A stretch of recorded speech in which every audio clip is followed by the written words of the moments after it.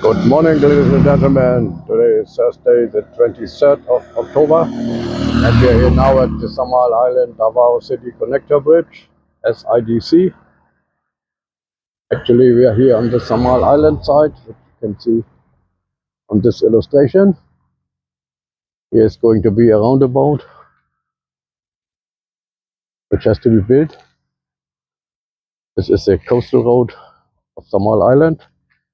Here is an image of the actual bridge, and this is how it looks on the Davao City side.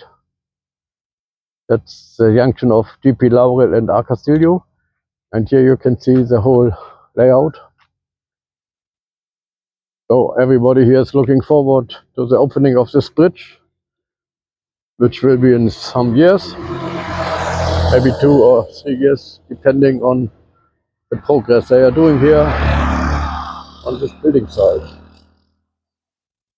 So here you can see now it's quite progressive. So yeah, they are building the poles, the concrete poles. On the other side you see the skyline of Davao City and of this building site. Thank you very much for watching. I wish you all a good day. Bye bye.